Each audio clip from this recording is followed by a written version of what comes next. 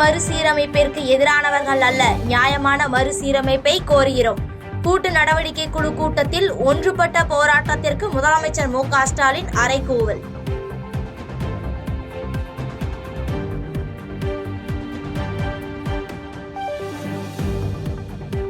தொகுதி மறுசீரமைப்பை 25 ஆண்டுகளுக்கு பிறகு ஒத்திவைக்க வேண்டும் என தீர்மானம். நாடாளுமன்றத்தில் பிரதமர் அறிவிக்க வேண்டும் என தமிழக அரசு கூட்டிய கூட்டத்தில் தலைவர்கள் வலியுறுத்தல்.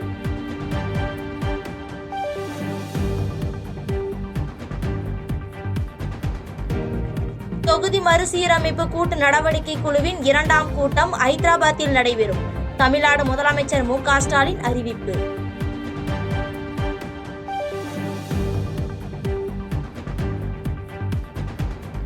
மக்களின் கவனத்தை திசை திருப்பவே மும்மொழி கொள்கை தொகுதி மறுவரை பேசப்படுகிறது. தமிழக அரசின் மீது மத்திய அமைச்சர் நிர்மலா சீதாராமன் குற்றச்சாட்டு.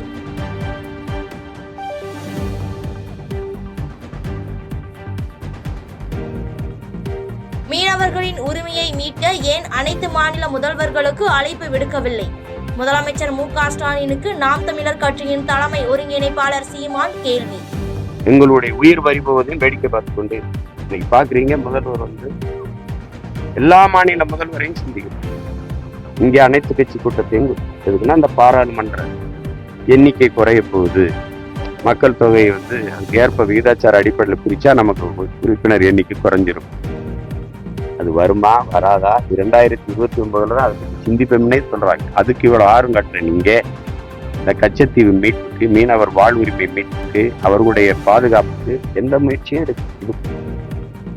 இரும்புக்கரம் கொண்டு குற்றங்களை அடக்க தமிழ்நாடு அரசு நடவடிக்கை எடுக்க வேண்டும். சட்டம் தம் கடமையை செய்யும் என்று மாமூலான வார்த்தைகளை கூற வேண்டாம் எனவும் காங்கிரஸ் எம்பி கார்த்திக் சிதம்பரம் வலியுறுத்தல்.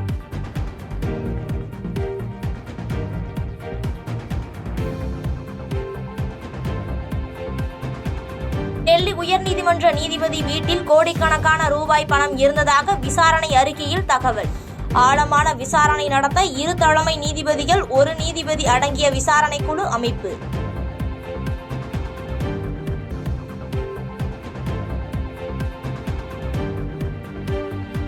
முதன்முறையாக சத்தீஸ்கர் எழுத்தாளர் வினோத்குமார் சுக்லாவிற்கு ஞானபீட விருது அறிவிப்பு. இந்தி இலக்கியத்திற்கு ஆற்றிய பங்களிப்பிற்காக கௌரவம்.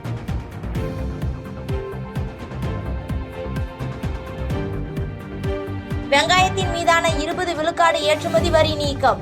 விவசாயிகளின் நலனை பாதுகாக்கும் வகையில் மத்திய அரசு நடவடிக்கை.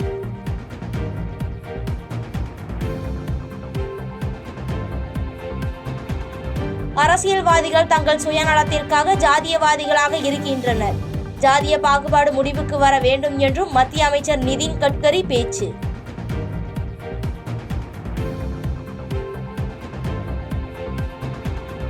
சுனிதா வில்லியம்ஸுக்கு கூடுதல் பணி நேரத்திற்கான ஊதியத்தை சொந்த பணத்தில் இருந்து வழங்க தயார்.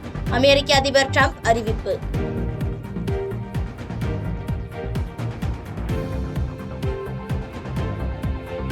மருத்துவமனையில் 38 நாட்களாக சிகிச்சை பெற்று வரும் போப் பிரான்சிஸ் இன்று டிஸ்சார்ஜ் செய்யப்படுகிறார்.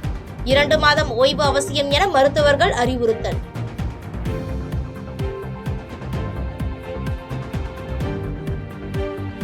பதினெட்டாவது சீசன் IPL கிரிக்கெட் தொடரின் முதல் ஆட்டம்.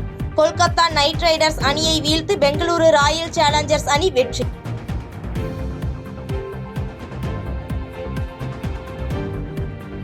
விமானிகள் இல்லாமல் விமானத்தில் ஏற்றியதால் மணிக்கணக்கில் காத்திருந்தேன். ஏர் இந்தியா நிறுவனம் குறித்து ஆஸ்திரேலிய கிரிக்கெட் வீரர் டேவிட் வார்னர் காட்டம்.